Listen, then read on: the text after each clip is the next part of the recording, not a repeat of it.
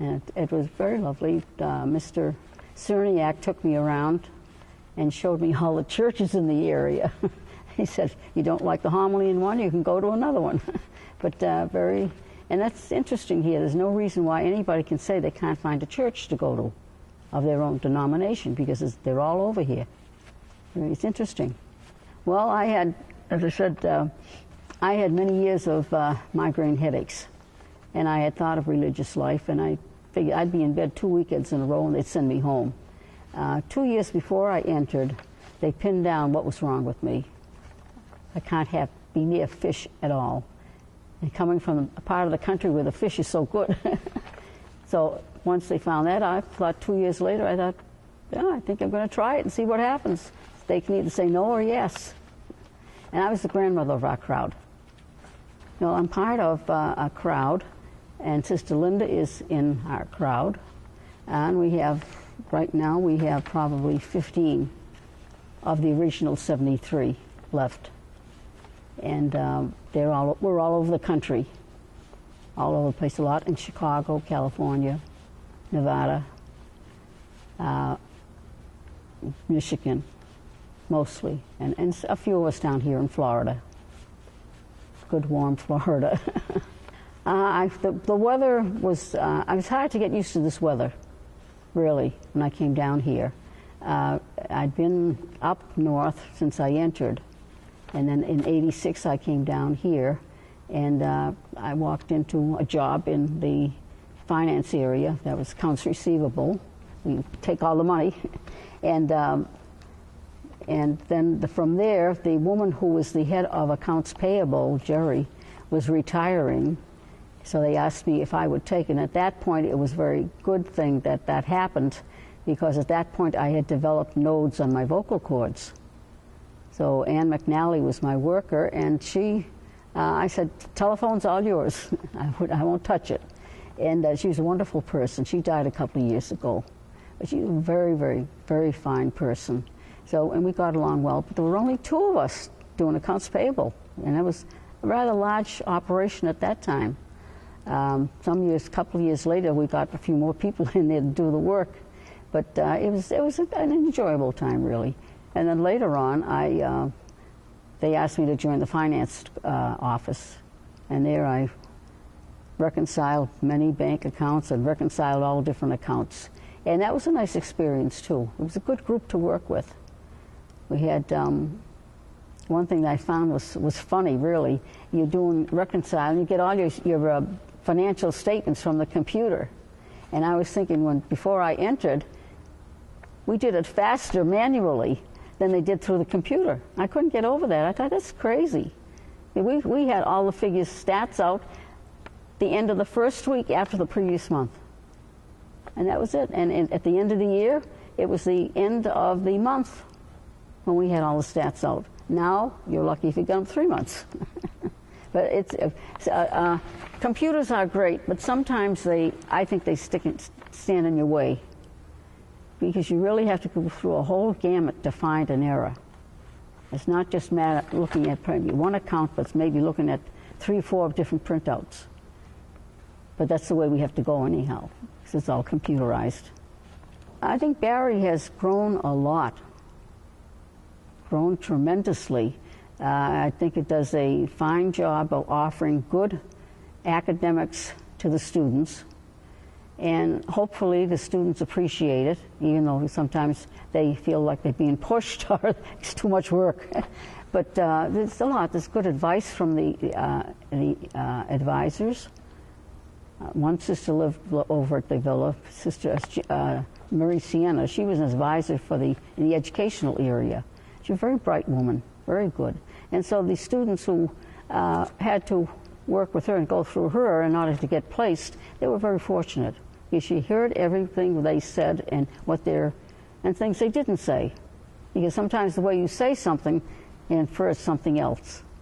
So she was very good, very fine woman. It's really like working any place else, except there's a different meaning. It's not just a profit and loss, dollar cents, but it's the profit and loss for the students. You're working with human beings, and that's a different story, because you're trying to help them to grow, or even find themselves, or find what their interests in life are, and help them to expand them. And it's different in the dollar and cents world. That doesn't enter in. That's just, we got to see how much profit we can make without expending too much cash. And in academics, it's a big difference. It's actually more satisfying. But when I entered in '62, the training had changed from those who entered many years previous, and actually they were young. The ones in my crowd, there were about 7 of us who were probably more than 20, 21 years old. A couple had just graduated from Barry.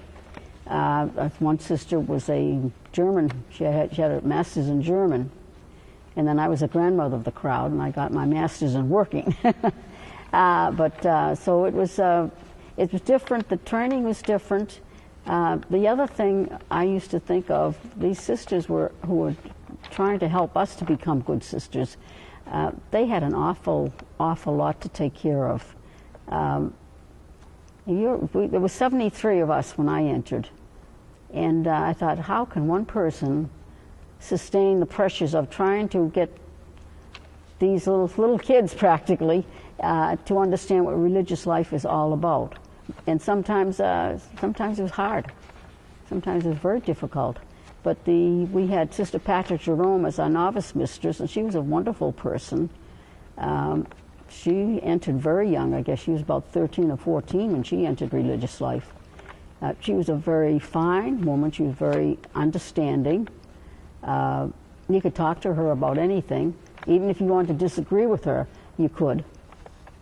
And that was great. She was very good, very, very fine. And we had nice talks with her. And then as we went out on mission to teach or whatever, now that was when we started getting away from just being teachers. A few years after *64, people who had different types of gifts, which was good, because some people, you even hit that in the lay people who are teachers, and they're not good teachers, because that's not their gift. So that's true of everybody. So what has to happen is you have to find what niche do you fit into, and still keep your promise to God that you will serve and use the talents He's given you, and that's important. Well, you've got to keep your wits about you, for one thing, because we do have partially today a godless society, and it means knowing that God has called you, and you answer the yes, and every now and then you have to reevaluate that and see how good your yes still is. Was it like it was when you first said yes? Well, naturally it's not, because you've grown. You've taken on responsibilities. You've learned different things. You've become friends with older sisters, and you've learned from them. And they sort of guide you along too. So that this is hard, I think, for youngsters today, understanding religion, or understanding what God is trying to do. And basically what it is, He's just trying to help you to discover what gifts you have. He gave them to you. What gifts do you have, and can you use them? Or maybe you can't. Maybe you need to go on to something different. But I thought I wanted to be a professional singer before I entered the convent, but my lovely headaches kept me from all of that, and there was a reason for that, even though I probably did not know it at the time. So as a singer, you bring something to people. Hopefully they forget all their worries for the time, and for the time being they just listen to you, and listen to you enjoying the singing. You pick out songs that they like, because sometimes they'll say, "Will you sing this, please?" And it's fun. It really is fun. I grew up singing. When I was a little kid, I'd be sitting on the back stoop and get the 10-cent song sheet. I'd be singing everything, and I'd be singing, imitating the people who sang those songs. People in the neighborhood say, "She's crazy." But so I always enjoyed singing. I could sing the Mass in Latin before I started school. My sister took me to the children's Mass, and she said, if you fool around, you won't come with me again. And I liked to sing, so I didn't want to miss that. So we started first grade, and they started saying masses. And went, oh, I already knew it. I already knew it. And I used to, when I was a teacher, I got my kids interested in singing, and and it was good. We had singing every day, and when my teaching partner found out that my children had singing some type of music every day, then she took my children for spelling, and I would take hers for the music. So it was good. They learned. At Christmas time, there's a book that I used, and I believe it's still printed, Music Around the World. It takes you through all the countries and their special holiday celebrations, including the foods and the music, of course, and the music was in the language. So these youngsters learn how to sing in German, Italian, French, and Spanish. And they thought they were big shots. But they really were cute. They really were cute. I enjoyed them immensely. And I just hoped that when they got into high school, they would remember some of the language and opt to take some foreign languages, because they don't push the foreign languages like they used to when I was growing up. They don't push them in all the schools. They might be going back to it, but for a while there, it was not a very strong thing. And it's very important that you don't lose track of where you've been and where you're going and what's in between. Because that's important, because you bring to others what you've been able to extract from somebody else or encourage somebody else, and that makes you a better teacher. No, I used to be in the Barry Corral, and we're all a bunch of old fogies now, and a lot of them are not singing anymore. But we had a lot of Jewish people in there. They loved the Christmas carols. The Jewish people enjoyed our Christmas carols very much, and we sang their typical songs in the Yiddish language, which isn't too bad. You know, you pick it up. But a lot of those people, I've seen some of them there at St. Patrick's, and they said to me, Sister Lorraine, if they ever start the Barry Corral again, would you tell them to call St. Pat's? We would love to come back to it. But, well, it's hard, because a lot of people, depending where they live, and as you get older, your voice, does a little bit of wobbling on you. It's part of the nature of growing. But a lot of them are not singing anymore. Some are still at St. Pat's, however. And I don't know, I think they're younger than I am. I joined the Barry Corral as a singer in the Sopranos section. And that would have been 87 after I came down here. And we did a lot of good music. It was a pleasant evening, really. It was a lot of fun. I never missed a practice unless I was sick. But it was fun. The people were wonderful. We had the men and we had the women, and different parts of voices. I was a very high soprano, and I could never sing anything low. I'm trying to remember when Derna Ford retired. I don't remember. But it was about probably 4 or 5 years after that the Barry Corral split up. We had some good directors. We had Gary Keating, and he directs the gay man's chorus. He's a wonderful musician. He is excellent. And he got people sight reading, but he was good. He took you through a whole gamut of what you need to do in order to produce this one note. And he was excellent. I'm sorry to see him go, because he was good. And then we had some others who were also very good, but somehow or other, it was practice time or space for practice or what, I don't know. But finally, it disbanded. I think your music department for here now I think it's very fine. It's very good. They have some good singers. I love Beverly Coulter's voice. She is an excellent singer. Of course, she was a pianist, and they discovered she had a voice. She was going to be a concert pianist, I think, but they discovered she had a singing voice as well. She and Hugo gave a concert one time, and they did the solos from the Messiah. And in the Messiah, the Baroque style, there's a lot of ornamentation of the notes. You can go all over the place with it. Some of the ornamentation is lovely. Some of it is bad. She had the best ornamentation I've ever heard. She was marvelous. I could have sat there all night and listened to her. And Hugo was good, too. So I think people who are taking lessons from our musicians here in the music department, they've got good teachers. They're very fine. Well, what would you like to hear? Alleluia, alleluia, sing praise to the la-la-dum. Alleluia, alleluia. I can't remember the words. The Gregorian style of singing is lovely. It's different, and that Ave Maria I was doing was a Gregorian one. And it's the breathing is different.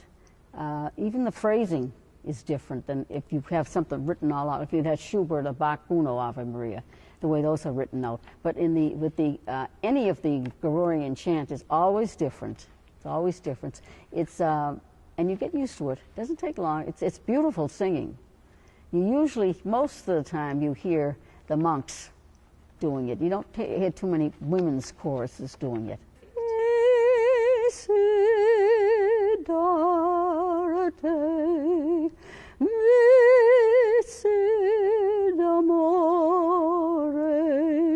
Non fecima male ad anima viva, quanto I forget the words. That's age creeping up with me.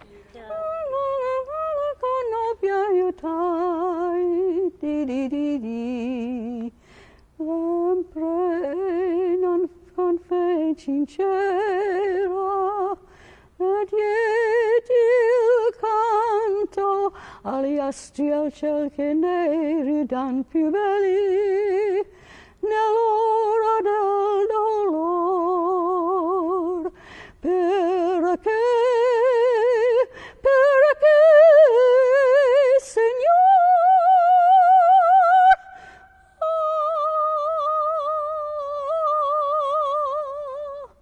perché me ne rimonerei a cose. That wasn't in the right key. It's higher than that. It means letting yourself be free to follow what God is telling you to do, reaching out to help others. Sorry. It is a reaching out always. Remember the sentence. Sorry. But to think about it, in the 21st century, it's very different than the previous centuries, for sure, because young people have many, especially women, they have more openings to them than were offered before. Many years ago, you know, if you were a woman and you were Catholic and you were a teacher, it was far better if you were also a nun. You got more respect, because even back in those early days, they were not supposed to date.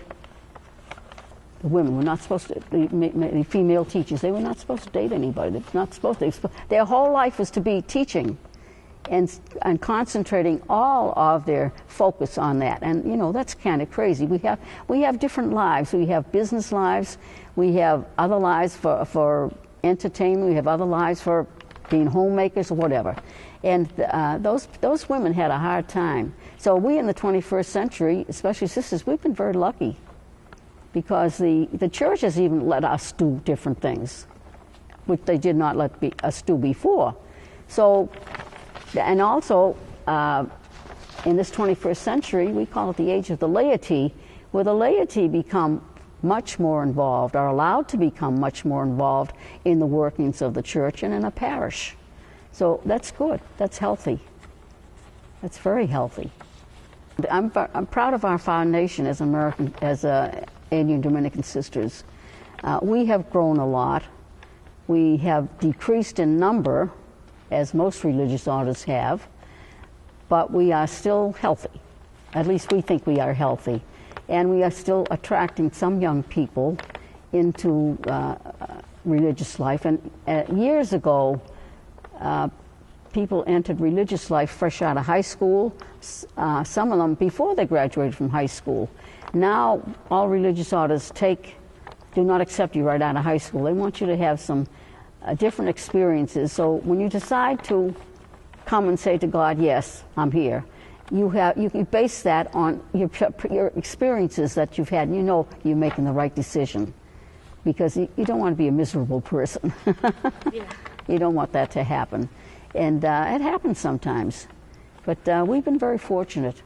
The numbers have decreased, which is too bad, but times change, and people are looking for what they're looking for. As long as you find God in what you're doing, you're okay, regardless of what you're doing. But if you find God there and you find yourself growing closer to God and allowing other people to get to know Him because of the way you act, then that's good. That's healthy. That's a healthy growth. Well, when I came down here to work in the business office, I used my talents that I had before I entered. And so nobody had to show me how to do it. I just show me the books, show me the place where I'm supposed to sit, and I'll do it. But Barry is a good place to be, both for faculty and for students. And if students keep their eyes open and concentrate on where they want to go and what they want to do with their life, then they're okay. And the thing is that we do have a lot of faculty who are good advisors. And if a student is having a problem, I hope that they'll go talk to some faculty member and say, yeah, I'm having trouble with this. What am I doing wrong? How am I looking at it in a wrong way? What can I do to change that? And that's good, because we all look at things differently. And sometimes we need somebody to say, no, you're off base on that one. And then we grow through that. Both sisters grow through that, teachers grow through that, students grow through that. And that's a good way to grow. Oh. I think they're trying to expand things for the students' sake. They've had to, as you know, they've had to build more dorm space for them. And even where I live, over at the villa, there are mostly students there now, and very few sisters. And sometimes that's a good mix, and sometimes it's not. It's two different generations, two different experiences. We don't understand what the students have gone through to get here, and they don't understand what we go through. So it's a mixture. And eventually the villa will be all students. All students. Yeah, I guess it was Mr. Rodriguez who was the controller. He walked by my office one day, and I was laughing. Nobody else was in the office with me, but I was laughing. And he said, "What's so funny?" I said, "You know, before I entered, we had all of the reports done within a week." I said, "Now we have computers. We're lucky if we have it by the end of the month." I said, "I don't understand it." I said, "We got all this technology. It's not working." And he laughed. He said, "Oh, that's what you're laughing at." I said, "Yeah." I said, "We would have made you look sick."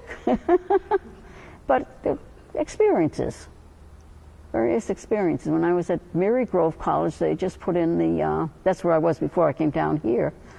They had just adopted some computer programs, and that was very painful for some people, very painful. But we survived.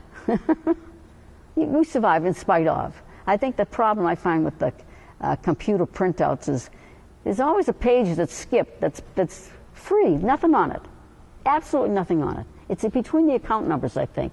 And I think that's a waste of paper. Why can't they program the thing when you get to the end of one department, the next page starts the next department?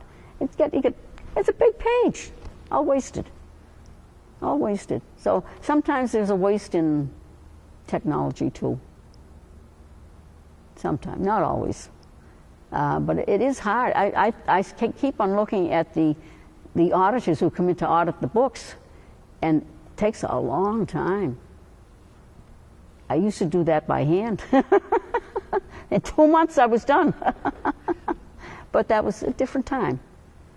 A different time. So you have to swing with what's going on at the time you find yourself in.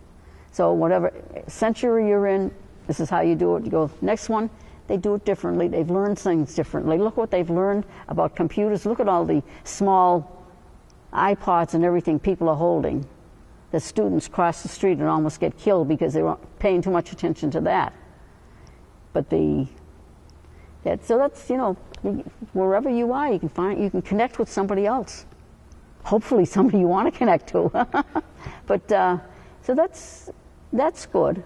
That's a good change. But I think that what I get concerned with right now, I'm thinking I wear glasses. I didn't start wearing glasses till I was a sophomore in high school. And I look at the number of kids who are wearing glasses today, and I try to figure out why are they all wearing glasses so much. I mean, I think there were only 2 in my class who wore glasses when I was in high school. And part of it, I think, could be the computers. You're staring at that thing continually. If they're constantly on something else where they have to be looking at a screen, it's hard on your eyes. And I wonder if that's accountable for it. Or is it the way they eat today, or the way they grow the food today? That when we were kids, you had food that was grown properly. Now you've got all the hormones and everything else in there, and that's not good for people. So it puzzles me. I say, why do so many of them wear glasses? You know, but of course, if they don't, they won't be able to see where they're going. Yeah. But it's a puzzlement.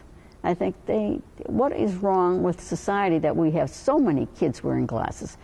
And I do know that with computers, you've got to get away from the screen. You can't stay with that too long. When I was in accounts payable, I had Peg, and I said, Peg, a half-hour feeding, and get out of here for 10 minutes. Go for a walk. She says, oh, no. I said, oh, yes. I said, your eyes can't take that. Nobody's eyes can. And get away, come back, and you're refreshing, you do a better job. But if you're constantly using that same ability constantly with no rest in between, it's hard. You finally pay the price for it. And you don't want to pay the price with your eyes anyhow. When you grow as a person, it's because of the people around you, actually, and the way they act and how you interact with them. And if you can't interact with anybody, you can't grow. A child can't grow either. Nobody can grow really without interacting with other people and getting to know them, their likes, their interests, their dislikes. And you accomplish your own little society. And that's what should happen with the students in a college. They join together. They might have one person who's away from home for the first time in their life, and they're scared silly. So the rest of the students who know her or him should gather around and support them. Be sure that they are not left alone too much, because that would not be good. That would be detrimental to the growth of that person. So that's one thing you have to look at too. And if they do that, they're going to find that they're happy they helped somebody. It's always a pleasure to help somebody, and you feel better for it than they do. But if you walk by somebody and say, "No, I'm not going to," what do they think they are? And that's no good, because you wouldn't like them to say that about you. So basically, as students, you grow. You've left your home, and you're now moving into an adult society. I want to say to them, keep track of your laundry. Don't leave it in the laundry for 2 weeks. but the thing is, that's funny, but that's what happens. But they go off to a class, they go off somewhere, and they forget, totally forget. We would do the same thing. But I see them and say, where's your laundry?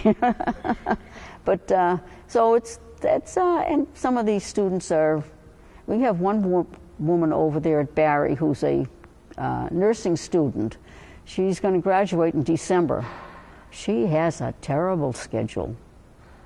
She's a wonderful person. Well, the nursing program is hard. But they always place in a place. They're always hired because the employers know they get a good education here, and they are ready for it. And so they never have trouble getting a job. So, and that's been a reputation for the nursing department for many years, many years. I don't know about the other departments. The School of Business, you've got excellent professors there, but I don't know what happens there with these students when they get off. Sometimes they change their mind too. They've got the degree in this particular discipline, and then they find out, I really don't like that. No. Barry should continue to stretch the minds of the students and and continue to offer programs that allow them to step into the workaday world, whatever it may be. And if they do that, then these students will be a lot happier. And the university will enjoy a good reputation. If the university continues to have programs for the students for the courses they are interested in, and they do a good job of teaching them, then the students should, the university should continue to enjoy a good reputation among all colleges. And if they continue to have the professors who are adept in working with these students and teaching them and challenging them. Because that's the big thing in college, is a challenge. If the students do not feel challenged, sometimes they can get lazy. And that's easy in any walk of life. If you're not challenged, you sit back and say, they don't care. But I think Barry's doing a good job.